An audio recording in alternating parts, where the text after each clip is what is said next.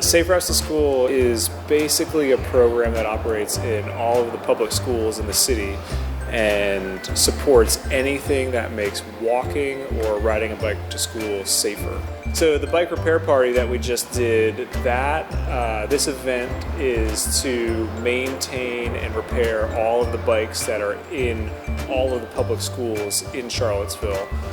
This year we fixed about 100 bikes in 90 minutes. We had 50 people show up. It was phenomenal. We had so much help, so many people. People were showing up and there wasn't even anything to do. So it's a win-win because we get to fix all the bikes, everybody gets to come together, talk about all of the goodness that's happening in town, and also kind of hang out and party. So it's fun for everybody.